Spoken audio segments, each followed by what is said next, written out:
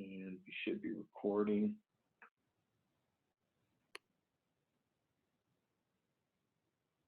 All right. So we're going to wrap up our conversation on long-term liabilities and Chapter 9. That's a conversation on Thursday with how to account for long-term liabilities, notes payable. And so today we're going to talk about bonds payable, and we're going to talk about leases. So when we say bonds, we don't mean this type of bond. We mean this type of bond. Okay. So we looked at bonds in Appendix E from an investment perspective. So that was us as the company. We've got some extra money, some extra cash on hand, and we're saying, okay, let's invest it. And bonds is a safe way to invest because you're locking in an interest rate over a certain period of time, right? But today we're going to look at bonds from the debtor's perspective, or the person that's, or the company that's issuing the bonds, okay? So before we get into the accounting, let's just step back and make sure we have a clear understanding of what bonds means, right? So what we're talking about with bonds is a company, I need to borrow some money, okay? And I may not be able to find one lender that will loan me $1 million to fund this project, okay? But maybe I can find 1,000 people willing to loan me $1,000. Okay? So you're just taking that financial need that you have and you're breaking up into smaller portions. So what you're telling them is, hey, if you give me $1,000 now, I'm going to pay you interest on a regular basis for a certain period of time. And then at the end of that term, I'm then going to give you back the $1,000 that you loaned me. So that's what we mean by bonds. For bonds, when it's a liability, that means we've issued bonds, we're going to record the liability at its amortized cost. It's going to be recorded at amortized cost at the end of each period. The interest expense gets recorded as incurred. Okay. So same concept of that we've been talking, the accrual basis of accounting. You record expenses as used or as incurred. Right? So as we're incurring the interest expense, every month goes by, or every quarter goes by, or every year goes by, we now owe that investor money, so we're paying them money. The face value of the bond, right, $1,000 or whatever the face value of the bond, that's what is going to be due on the maturity date. So at the end of the term, we have to have a liability that says, I now owe whoever's holding that bond $1,000 or whatever.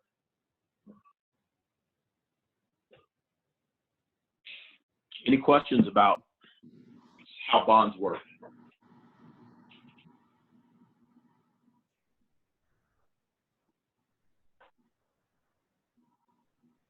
So we can do an example here. So we've got a $100,000, 9% 5-year bond, paid semi-annually, sold at 96.149, and it was issued on January 1st. So was this bond issued at a premium or a discount? Discount. Discount. How do you know it's a discount? Less. It's the price. Less. Than 96. Says it's sold at 96.49. It sold at, yes, it was sold at less than 100, right? So that means it was sold at a discount. And let me just step back into theory for a second, and then we'll get into the practice. But the reason why a company would sell bonds at a discount is because when they were negotiating the terms and they said 9%, that's the way to go. Okay? They set those terms, 9%, that doesn't change. But when people realize I can earn 9.5% if I put my money in this investment, or if I put it into, so now they're saying, well, wait a second, we still need people to want to purchase our bonds. So the way that we're able to sell our bonds is by offering it now at a discount. Okay. You can pay less to get this deal. We're going to get 9% interest plus $100,000 at the end. Yes. Good. All right. The only person I only see one person. So, oh, I just saw. I see some thumbs. I see some thumbs. All right. All right. So, I think what we want to know is what's the par, what's the coupon rate, what's the term, what's the price, and then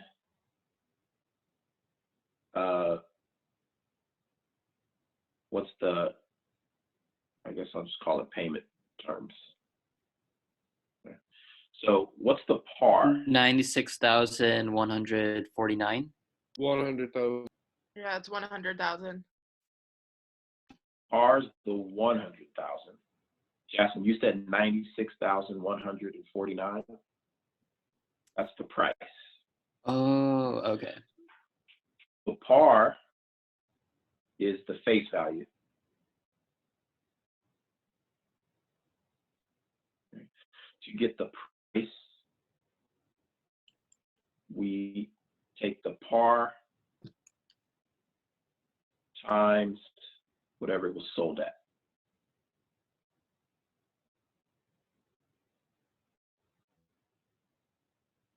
So that would be the 100,000 here times 96.149%.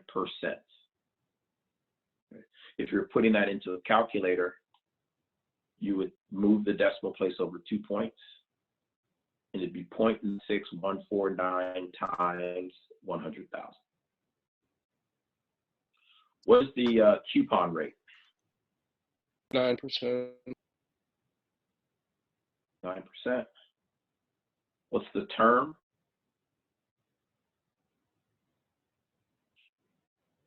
5 years. 5 years. And then for the payment terms. Semi-annually. So it's 2 times a year, right? That's right. Semi-annual, which is 2 times a year. Okay.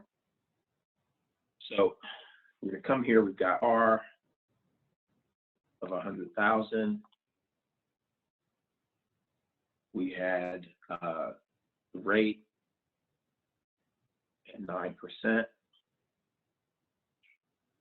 Term 5 years. Price 96.149. And payments are semi-annual, which means 2 times per year. Okay.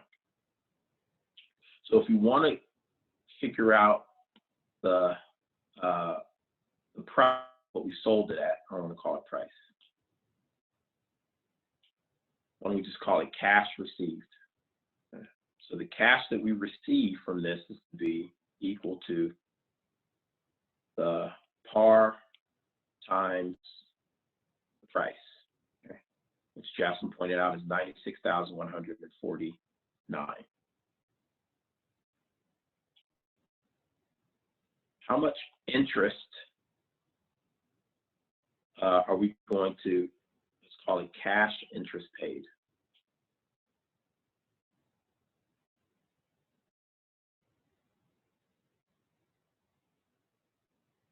much cash are we going to have to pay in interest? Per year? Every term, each time. 4,500, right? It's the par time coupon rate. It's par times the rate, right? So that would be 100,000 times 9%. That's 9,000. But because it's paid semi-annually, right, 2 times a year, it's going to be 4,500 each payment.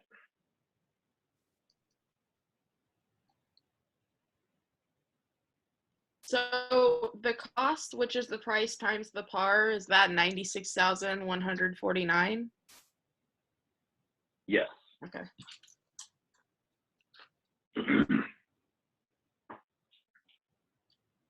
We also want to calculate what's our discount. So what's the discount? It's going to be the difference between the par and the cash received.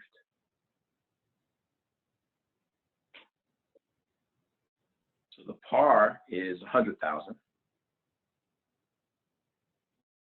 The cash received is 96,049. So the difference is, oh, someone help me with that math. 3,851. Thank you so much. 1,850. So if we were to, And then that's divided by the number of payments, right? that will be divided by the number of payments. Right. So there's 5 years, 2 payments a year, so that's 10 payments, right? Yeah, so what you're asking, I didn't know if I should do this now or later, but the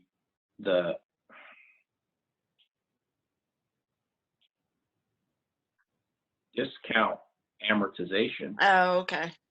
per period Oh God.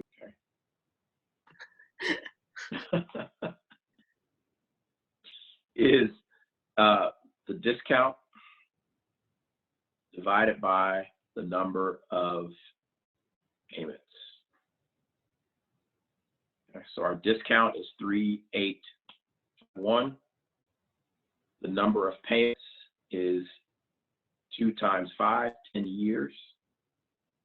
So every pay period, every time we make a payment, we're going to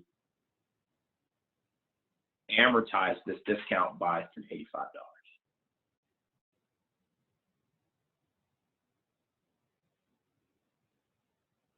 When you say number of payments, did you mean number like of times they will pay you, or number of times you've been paid? Number of times we will pay them. Oh yeah, because we're giving it out. Yeah.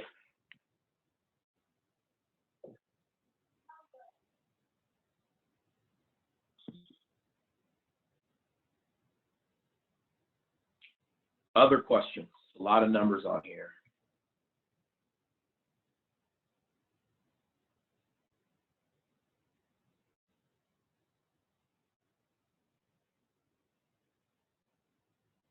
I'm going to show you the journal entries. And I just want to remind you guys, the journal entries stay the same. Right? The difficult part is knowing how to get these numbers, first of all, and then knowing where to put them, second of all.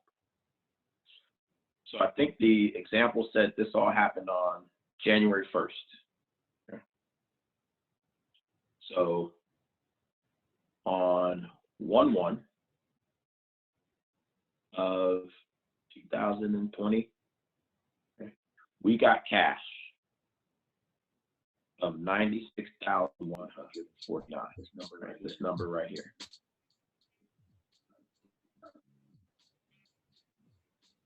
We also know that we're going to owe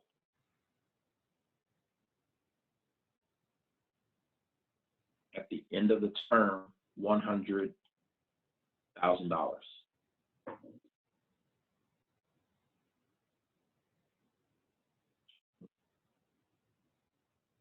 So what are we missing with this journal entry?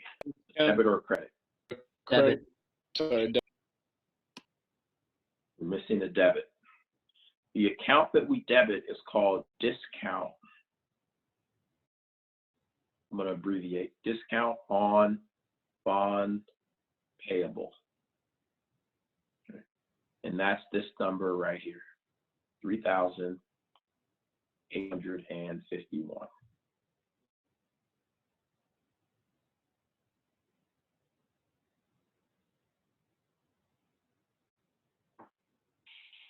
Here's the 35-cent question. What type of account is discount on bond payable? Asset, liability, capital, revenue, expense, dividend? Type it in the chat. contract asset, something terrible. Type your response in the chat. Seeing contra asset.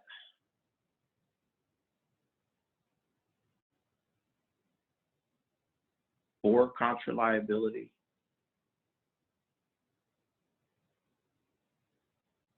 So everyone should have a guess. Revenue, liability, contra asset. So by everyone, I mean more than, yeah, there we go.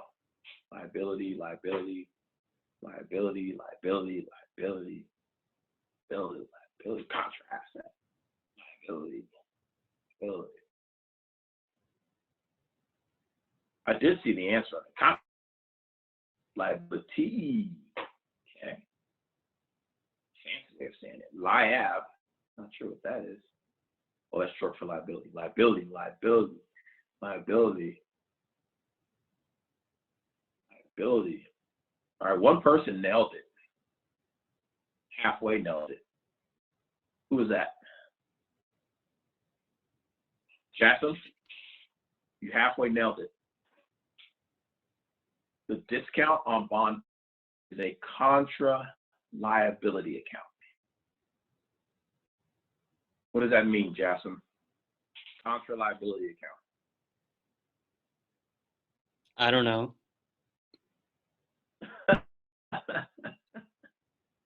It's just kind of like What is a contra? it's kind of like a contra asset, except to increase it, you would debit it, and then to decrease it, you credit it, right? So it's the opposite of a liability. Yes. So contra liability means it sits with the liabilities, but it acts contrary, opposite of how liabilities work. It's the same definition when we talk about a contra asset. Accumulated depreciation sits with the assets but acts opposite. Contra revenue sits with the revenue accounts but acts opposite. Contra equity accounts. Oh yeah, we're going to talk about that on Thursday. Sits with the equity accounts but acts opposite to the equity account. So what we're looking at here is we've got a liability called bond payable that has $100,000 in it. And then right next to it, attached to it, we have a discount on bonds payable that has a debit balance of $3,851.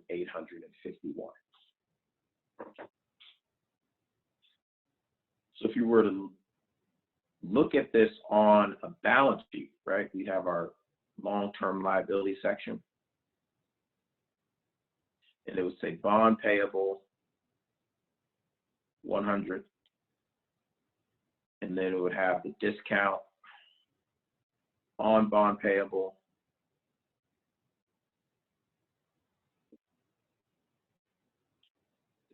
on bond payable 3,851. So the carrying value is $6,149.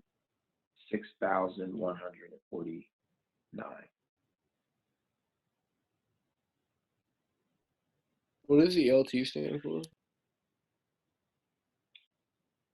Long term.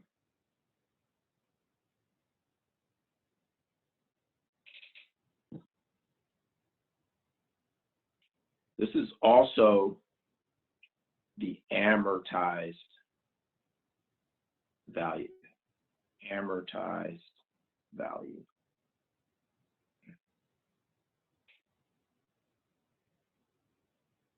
So we go back to, I'm going to flip back to the, when it said recorded at amortized cost, amortized value at the end of each period.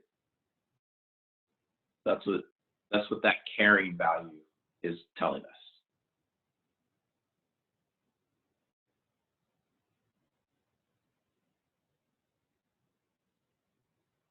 Questions?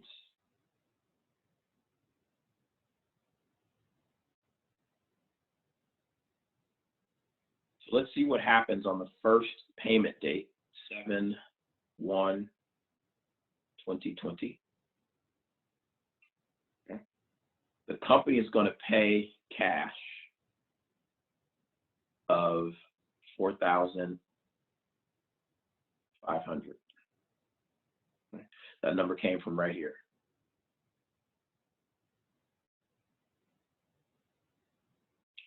They're also going to amortize this account right here. Okay, so we're going to credit this account for $385. Okay. So when you credit this account, you're going to credit discount on bond payable $385.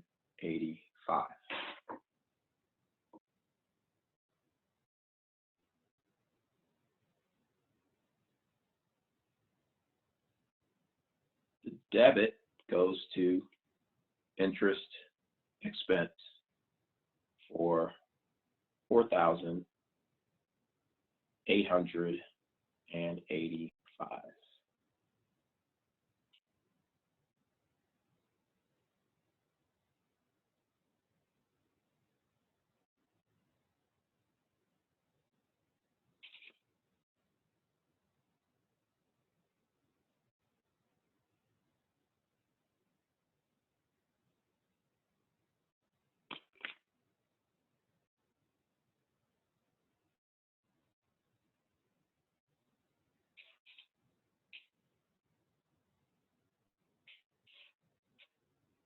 Questions?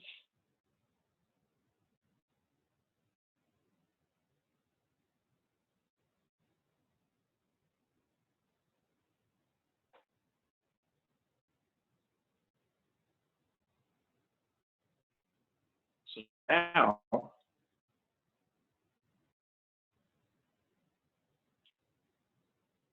the new amortized cost as of 7/1 or 6/30, 7/1/2020 is going to be, like I know how to do that math, $96,534.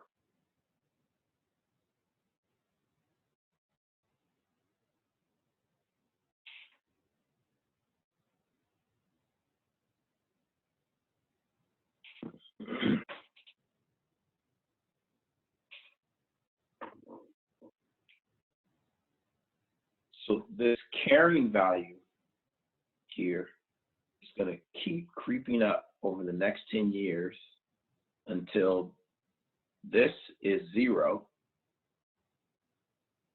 right, after 10 years, and the amount in your long-term liabilities is the $100,000 that you have to pay. Wait, it's gonna keep going up until it reaches 100, and also what? This is going to keep going down to zero, Okay. right? So it gets to zero. This carrying value is going to keep.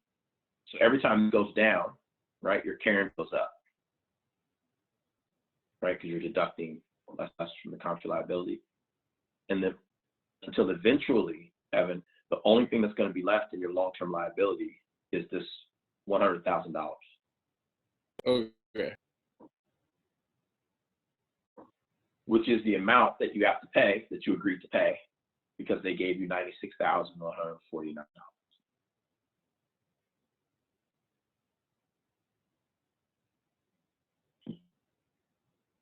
What other questions do you have?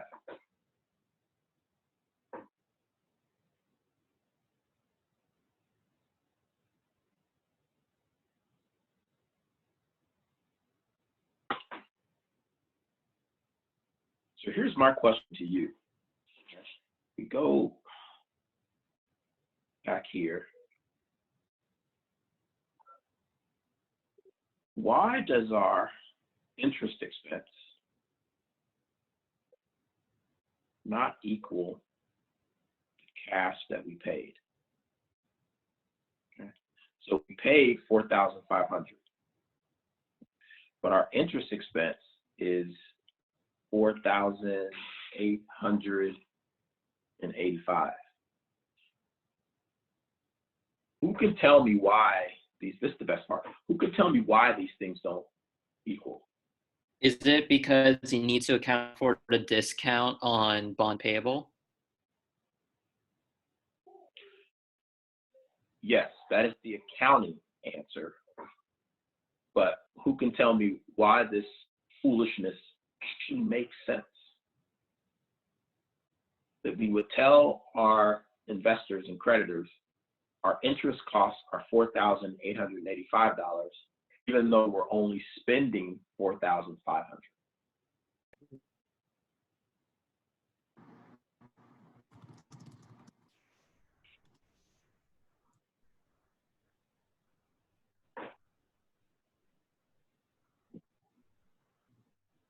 Repeat the question just one more time.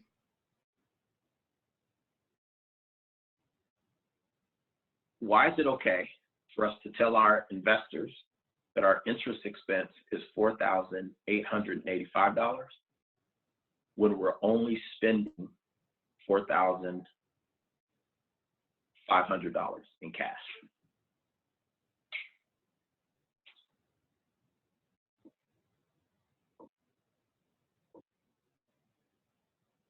Raise more capital, maybe.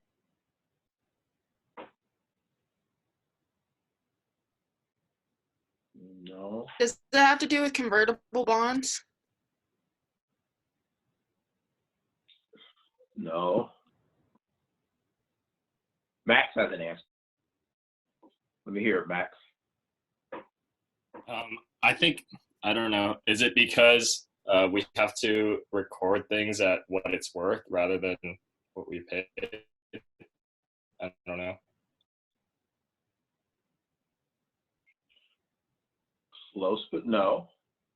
So this is the best part about bonds. Like, this was my epiphany, and I promise you, right? So, okay, so I was talking to my wife. She's a CPA, and I was telling her, like, oh man, I got to do bonds. And her first reaction was like, well, like, they need to teach this. Like, seriously, who's doing bonds anymore? It doesn't make any sense. And I'm like, yeah, I know. This topic sucks. So I said, but I'm going to teach it, because when you all get to your 4-year university and you're taking your intermediate accounting classes, they're going to teach it. I don't know why they're teaching it, but they're going to teach it. And I want you all to come in with like this knowledge of, I understand the concept. I know why it's happening, right? So now all I got to do is just work these numbers in the right places. So here's why. Here's why this thing is okay. Remember, we only received $90,149, right? But how much are we going to pay? 100,000. 100,000. So this discount here, the difference between what we promised to pay and what we received, is really additional interest.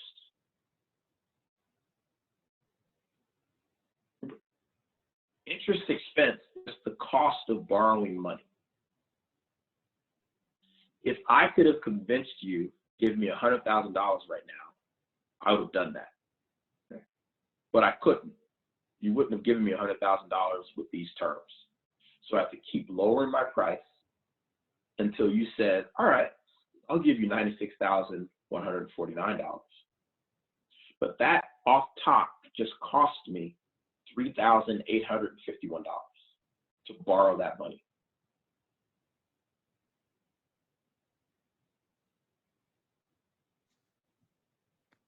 I didn't freeze. I was just seeing how you all responded. So this $3,851, right, accrual basis of accounting, that additional interest, I'm going to spread out over the 10 payment terms over here. And every time I make a payment, I'm acknowledging that it's costing me an additional $385 in interest that I'm not going to pay until I get to my 10th payment.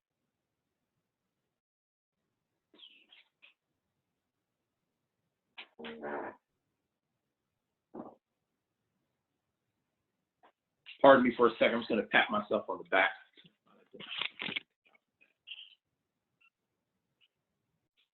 Give myself a hug.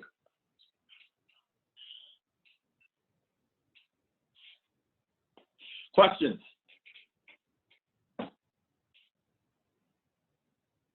Yeah, I have a question. For the journal entry, how did you get the number for the insurance expense? Interest expense. The 4,885. 471. How do we get the 4,885? Anyone? You want to take that?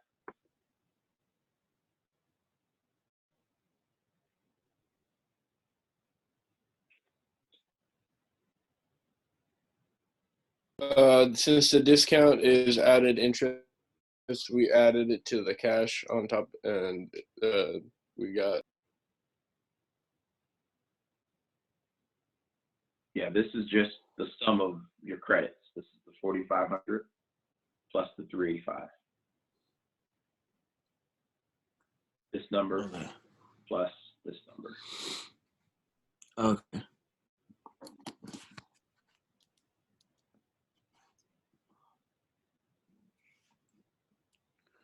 Other questions?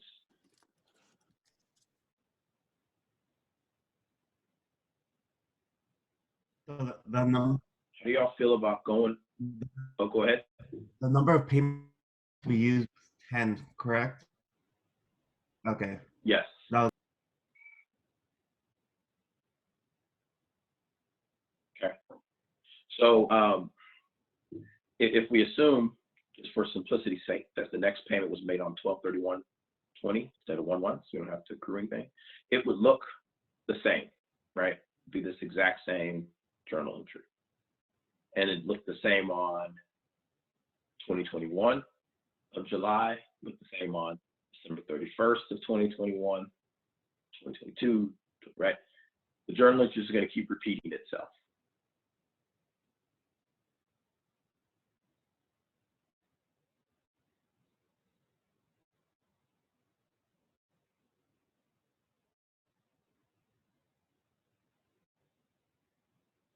So let's just go ahead and take a picture of this slide, because we are going to go into the breakout rooms, and I'd like for you to record, I think, 2 journal entries. Okay. What's the journal entry on January 1st when they make the first, when they issue the bond? And then what's the journal entry on, and let's just say they paid it on December 31st. So you don't have to deal with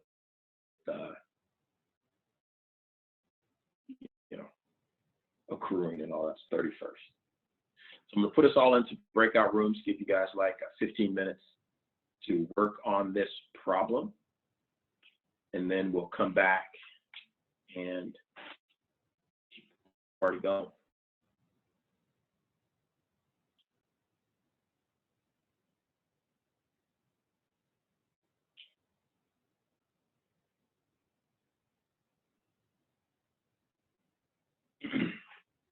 So we were talking about what it looks like when we're issuing bonds at a discount. Bonds can also be issued at a premium. Okay. So in this example, right, when it's sold at 104.1, right, now we're issuing at a premium. Theoretically, this is what's happening. Right? You signed the contract, you said we're going to pay 9% annual interest, and then all of a sudden the market starts dropping, right? And if someone went somewhere else, they'd only earn 8.75%. So of course everyone wants to buy your bond. It's a good deal, right? And so when everyone wants to buy your bond, right, econ, supply and demand, well, when the demand goes up, the prices go up, right? So now you're saying, well, wait a second, since everyone wants to buy it, I'm not going to sell it for 100,000. I'm going to sell it for more than 100,000. So our concepts are still the same, right? We want to know what's our par, what's our coupon rate, what's our term, what's our price, and I'll just call this number of payments. So the par is still 100,000, right? This number here. The rate, and I don't have to say this because you guys picked up on this, is always an annual. Coupon rate's always annual. The term is 5 years. The price is 104.1%. Okay. And paid semi-annually, which means there's going to be 10 payments. Okay. 5 years, and it's paid twice a year. So if we were to calculate the cash received, how much cash is going to be received?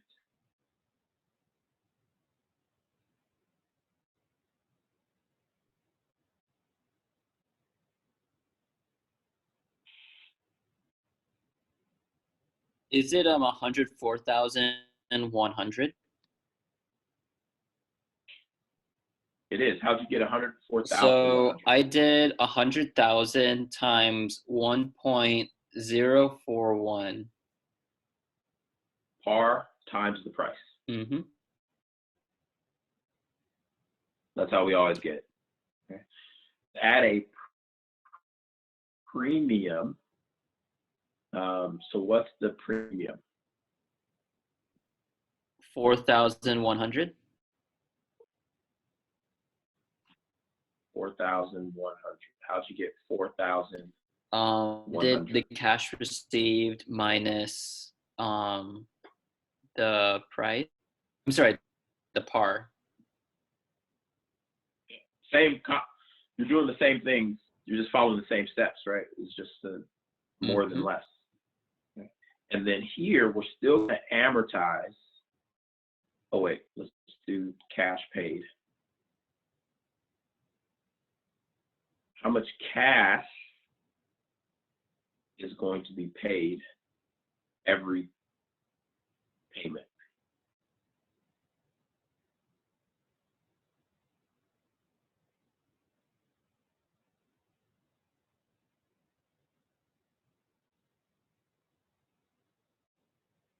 Can you just explain really quick how you got to the 104,100? You multiplied the 100,000 times what again? I know it's the price, but how far over does the decimal point go? 2. So you move the decimal over 2 places. 1 Is it always two? So that's 1.041. Okay. Yes. It's always, anytime you want to convert a percentage to a decimal, you move it over two Okay, places thank you. to the left. You're welcome.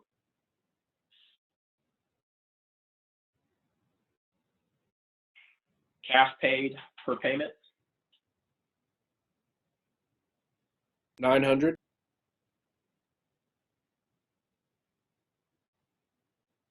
more It'd than be 500. 9,000 a year and 4,500 semi-annually. Yeah, my bad. I did one extra step.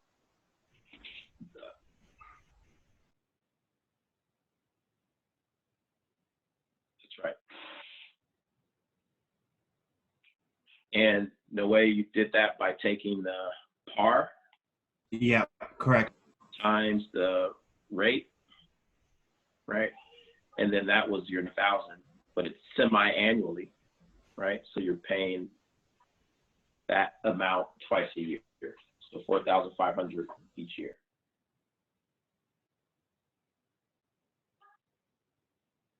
And we're still going to amortize our premium. So how much are we going to amortize per payment? How'd you get the 4,500 again?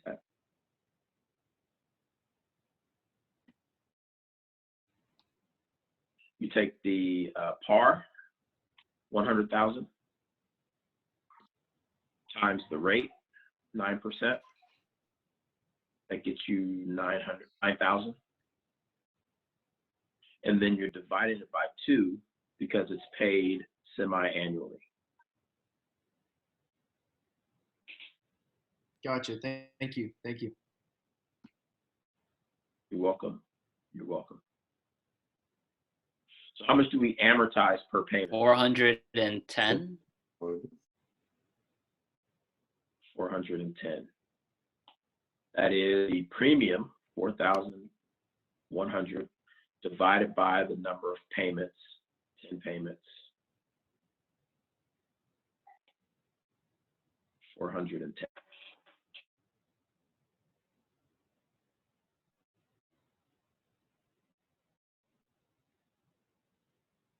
Questions?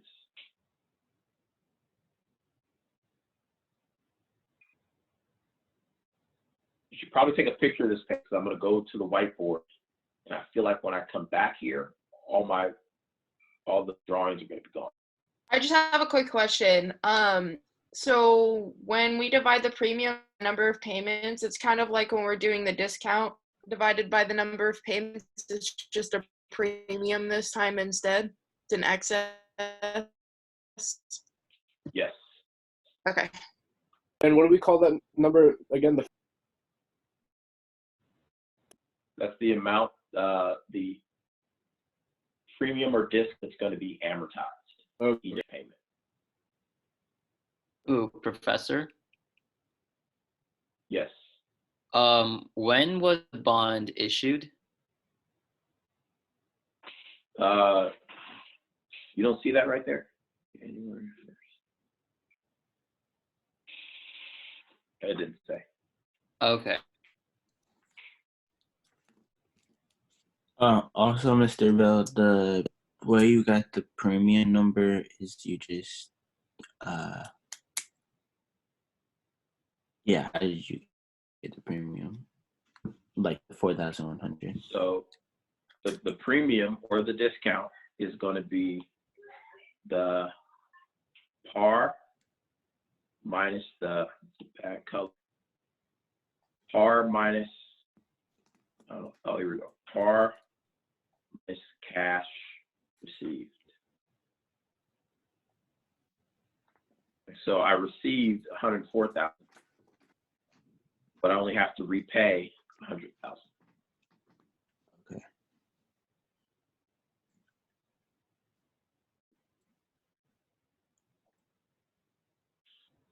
Let me show you what this looks like in journal entries. I saw your question in the chat. I think we responded to that as well, how to get the 4,100. So, oh, you don't want to see that?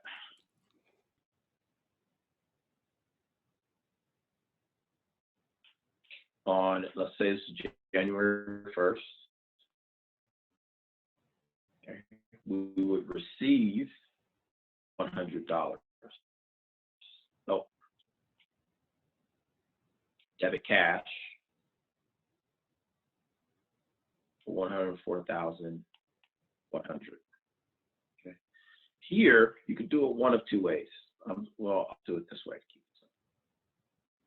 I'm going to pay $100,000 cash. I was going to create a separate account called Premium on Bond Payable for $4,100. Okay. So bond payable for $100,000. This is the amount I'm going to pay at the end, and then my premium, which is also a liability account, of $4,100. And then on July 1st, when I make that first payment, the cash that I pay is $4,500. I'm also going to amortize $410 here. So I'm going to debit the premium on bond payable for $410, and I'm going to debit interest expense for, watch this,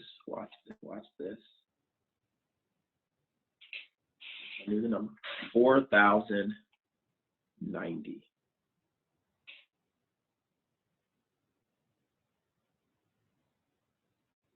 So for that second, 4,090. Go ahead. for that second journal entry, we debit a premium, whereas on the last one we would credit a discount. Yes, because the objective is to, sorry, I can't talk and use a calculator at the same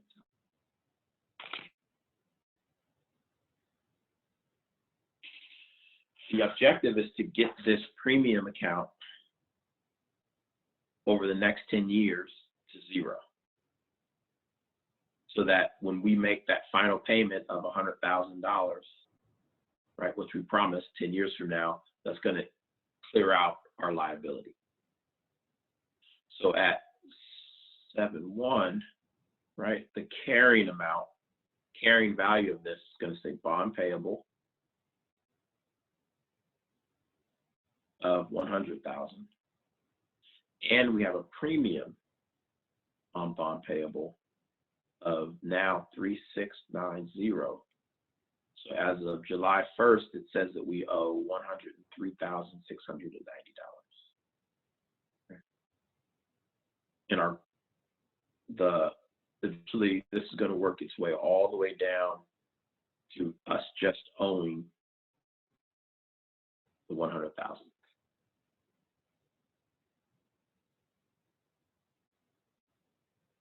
Other questions?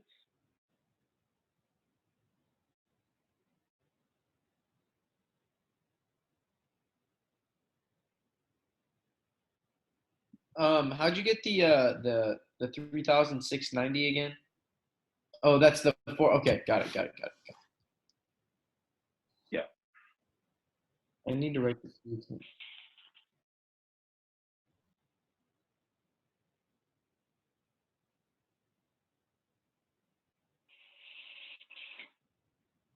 So here is the 75-cent question. Why does interest expense not equal cash paid? We paid $4,500, but we're only recording interest expense of $4,090.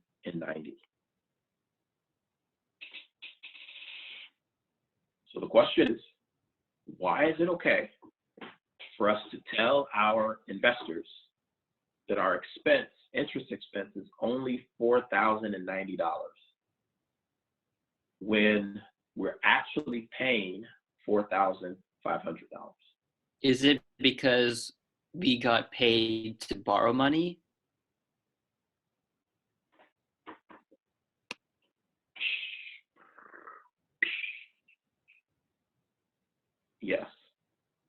Explain more.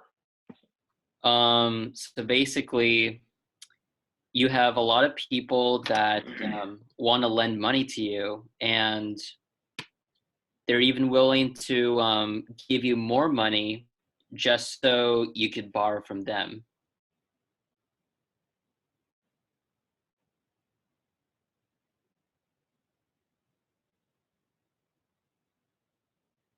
Is there more to it? No, I was expecting the classroom to erupt in applause, but you know, never mind. My expectations are always too high. You know. Essentially, right? Since they gave us $104,000, they gave us $4,100, and we said, all right, we're going to pay you that back in interest over the next 5 years. Right? So every time they're making this $4,500 payment, some of it's coming from the money that the company gave them in advance. Sweet deal.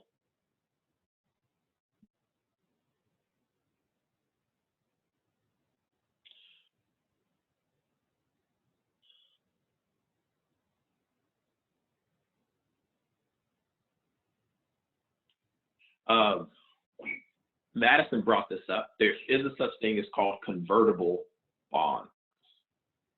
What a convertible bond means is that it's the same concept, except that you're borrowing money and you're agreeing to pay a certain interest rate. The only caveat is they also have the option, either you as the issuer or them as the investor, have the options to say, hey, instead of paying me out the rest of the interest and the par value, let me just exchange that for ownership in your company. And that's called a convertible bond. That's all I'm going to say about that. When you take your intermediate accounting class, don't say, I didn't warn you about that. Moving on. Leases. So leases are essentially an agreement, okay, where you're agreeing to make monthly payments in order to have the right to use that asset. There's two kind of typical ways we think of leases. One would be an apartment, right? Or we call it renting an apartment, because basically what you're saying is, I'm going to agree to pay you every month, and in exchange, I'm going to treat this apartment as if it's my own. I'm going to treat your asset as if I own it. I'm going to put my stuff in there. I'm going to sleep in there. I'm going to throw parties in there, unless we're in a shelter in place. And I'm not going to throw parties. Do what I want. We also talk about leasing a car, right? So when you lease a car, you're saying, I'm agreeing to pay you a certain amount of money every month. In exchange, I get the right to use this car and treat it as my own, right? But companies also lease buildings. They lease copy machines. They lease equipment, right? It's a way for a company to say, I want the right to use the asset, but not necessarily own the asset.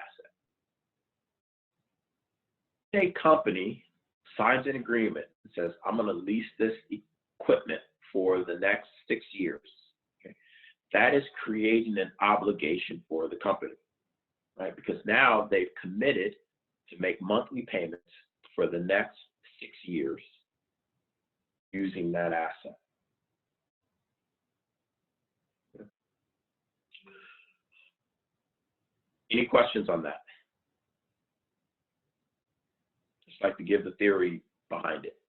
So in accounting, and I don't know if you guys remember this, man, but back when we were able to actually have class face-to-face, we did this game, and I was handing out golden tickets, and I had assets, liabilities, capital, revenue, expense, dividend on the whiteboard, and people were coming up and placing the accounts where it belonged, as an asset, as a liability. And someone had leases, and man, I think people were throwing chairs. Okay, maybe it didn't happen that way, but I'll remember it the way I want it to. There was this huge up, everyone's throwing chairs. Is it a liability? Is it an expense? What is it, right? And I said, actually, it's both. Not both, it's either or. So it could either be considered a liability or it could be considered an expense. So it depends on, does it meet certain requirements? Okay. So I'm really excited because this is brand new. How often do things change in accounting? Hardly ever. Okay. But this is new. This is like 2018. This new guidance came out. Okay. And so the guidance says if it meets any of these, then you have to record it as a finance lease. And a finance lease simply means you're going to record an asset like you own the asset. You're also going to record a liability as if you borrowed this money. And you're going to have interest expense, principal balances, and all that stuff. Will you be writing that entire guideline down? I'm sorry? Should we be writing all those guidelines down? No. Don't write it down. You're not going to be tested on, I'm not going to test you on, is it a finance lease or is it an operating lease? I'll just tell you the two. If it doesn't meet any of these things, then it's considered an operating lease. If it's an operating lease, only thing that you do is every month you record the expense, debit the expense, and you record the cash.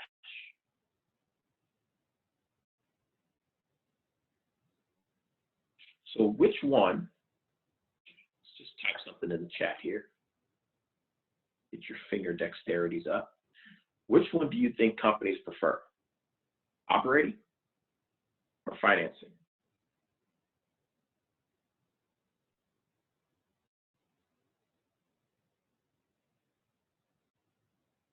Financing?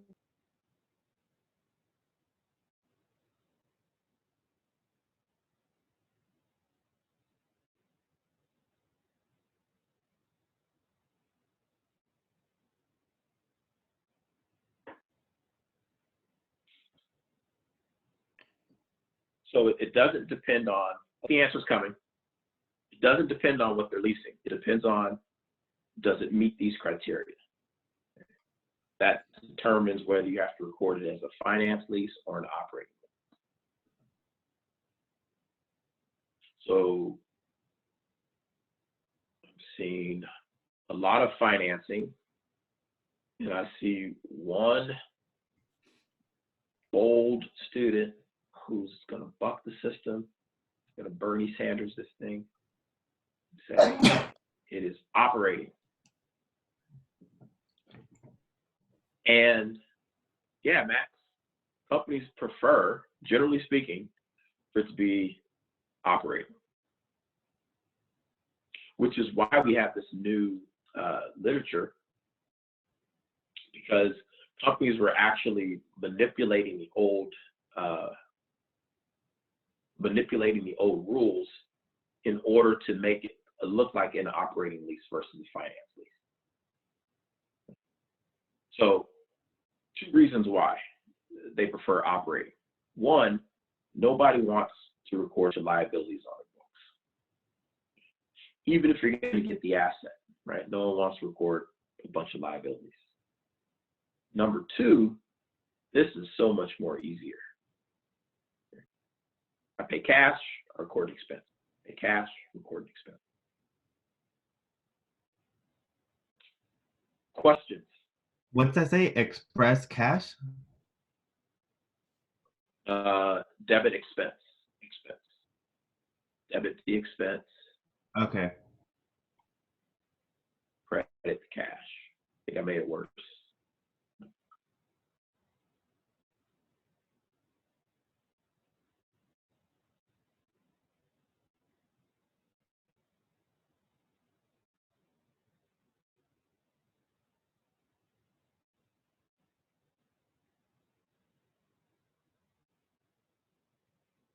All right, so let me show you an example. Oh, brand new. Yeah, thank you. Company leases equipment for 7 years. Monthly payments are about $10,000 a month. The present value of the lease payment is $648,000, and the lease qualifies as a financing lease, which means that it met one of these 5 things, right? Ownership shifted. They had a purchase option that was such a good deal at the end of the lease that they probably going to buy it, or the lease term was more than 75% of the life of that asset, or the present value. Oh, brand new. We know that. The present value was greater than the fair value, so finance stuff, or the asset was so specialized that nobody's going to want it when it's done. Okay, so it met one of those 5. So it's a financing lease. I'll tell you guys this is brand new. Okay. So if it's a financing lease, right, 7 years, 10,000, 648,000. Let me show you what it's going to look like. So you have to record the asset as if you own it. So they're going to debit equipment for $648,000. And they're going to record a liability of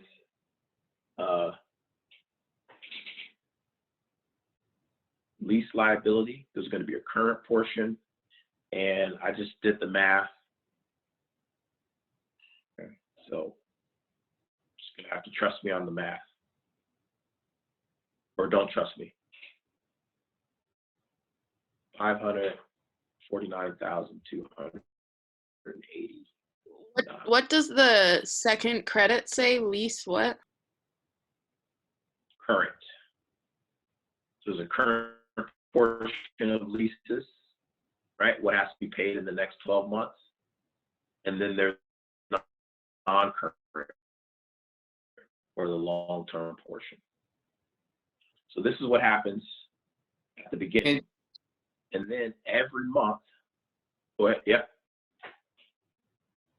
Can't you just say the lease is long term instead of non-current? Is that the same thing or no?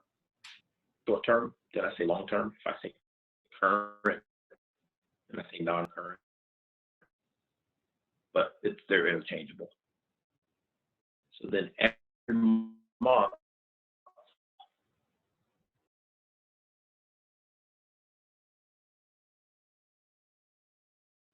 I'm back. Go ahead. So how did Good you question. get the 98,000 for the current part of the lease, and then 549,000 for the long term? I'll explain that later. Okay. They're good numbers. Trust me. Okay. So every month after debit depreciation expense and credit accumulated depreciation, because I have to record the accumulated depreciation for this equipment. So I'm treating it like I bought the asset. Okay. I also have to record a debit to my lease, current portion of my lease, and current portion is 8,000, goes to principal, and then I have to record interest expense for 1,906, and then my cash is $10,000. That's the cash payment I'm paying, $10,000. And then I have to reclass some of my long-term or my non-current lease, 8,384. I have to reclass that to current because that's what I'm going to have to pay in the next 12 months.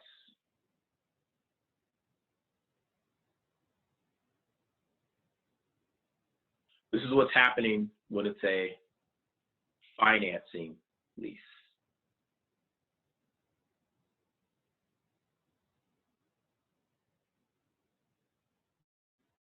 And this is why people don't want to do it.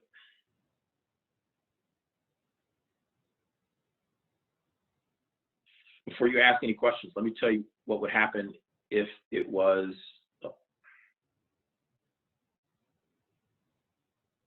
operating lease. If it was an operating lease, that means it didn't meet any of these, right? Didn't transfer ownership at the end. There was no special purchase option. It's less than 75%. Present value of all the lease payments is less than the fair value, and it's not specialized. Cars, buildings, stuff like that. If it's an operating lease, I don't do anything on the day I sign the lease. I just wait till it's time to make my first monthly payment, and I $10,000. I credit cash.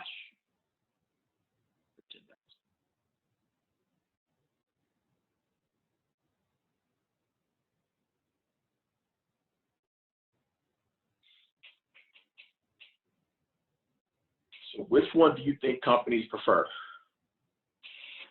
The finance Operating. Operating. or the, okay, all right, yeah, you see why we like that one? So the operating lease is like how you would, it's like renting an apartment basically, right? It's essentially. Right, renting an apartment, renting a car, or leasing a car.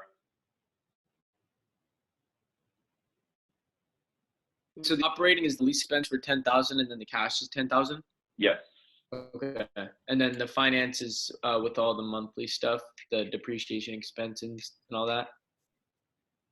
yes. Okay. Is the finance lease so complicated because you're paying down principal? Yes, when it's a finance lease, Yeah. you're saying, essentially what you're saying is, really what you did is you bought an asset and you took out a loan to buy the asset. So record the asset as if you bought it, and then record the notes payable as if you owe it. Okay, so that's like buying a car. Yeah, or buying Okay. it. Yeah, yes. Okay. Mhm. So, Madison, to answer your question of how all these numbers came out, the 98711, the 549289, and then the 8094, there's an assumed interest rate attached to this of 3.53%. And so I took that 3.53%, put it into that amortization schedule over a 7-year period. Total amount of the loan, 648,000, and then all these numbers shook out. So you, And then so you need wrote it that down. table to be able to do the finance Right. lease, right? Absolutely, yes. Could you go back to the page where the problem, where like you got these numbers came from? The only numbers that are on that page are 648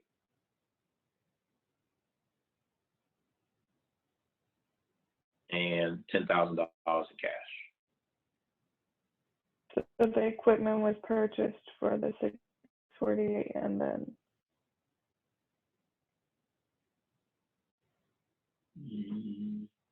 Sort of. No, you didn't purchase it. No, you didn't purchase it. and a cash? You're leasing it. Okay. You're leasing equipment, and you're going to pay $10,000 a month in cash for it. Okay. Okay, man, I'm really excited about this thing, brand new. Yeah. 648, 10,000.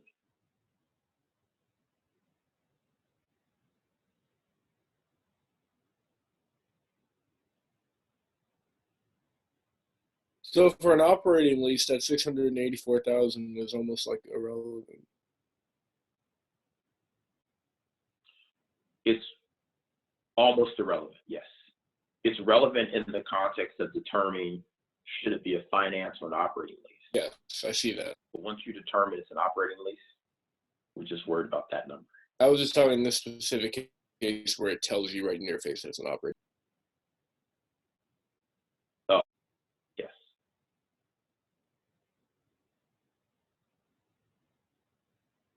Fascinating, right?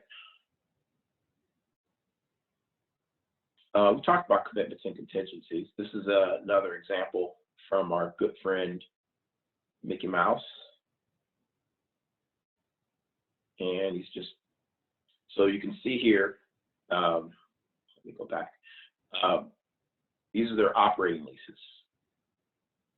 So this is amounts that they owe, but it's not recorded on the face of the balance sheet. It's not recorded as a liability.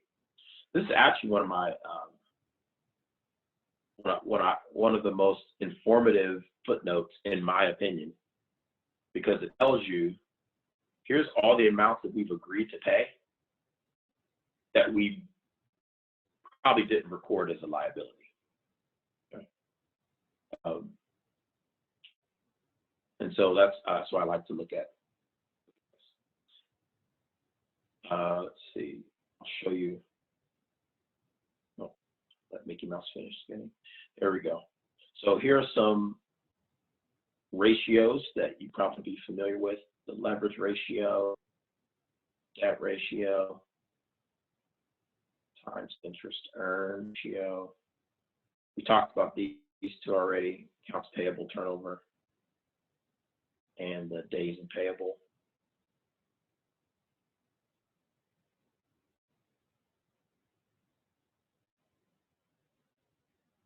And these are also in your book as well.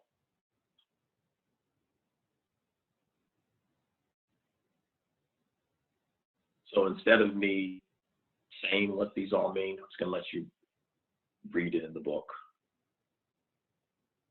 That's y'all been an hour and 45 minutes. So what we're going to do, we are going to take a 10-minute break. And then if you go to your myaccountinglab.com, if you go to My Accounting Lab, you're going to see a lab assignment on Chapter 9 on bonds. Okay, so we're taking a 10-minute break. I'm going to come back, and I'm going to be here. And if you have questions about the problem as you're working on it, you can ask me questions. I want to clarify, it is not necessary. Well, you need to complete the problem, right? And you have like an hour to do it. So I want to make that clear. You do not need to log back into the Zoom conference call. You only log back in if you want to ask me a question. Last week we did this, about maybe 15 people were online. Everyone had their videos off, they were muted, and they were all just kind of working on it while still staying online. That way, if someone asks a question, they could benefit from it. I'm fine with that as well. Okay. But it's not necessary for you to come back. Is that everybody good with that? Mm-hmm. Yep. All right, so we'll take a 10-minute break, and then you all can work on the lab. If I don't see you the rest of today, then I will see you all on Thursday when we talk about equity. All right, have a good day all.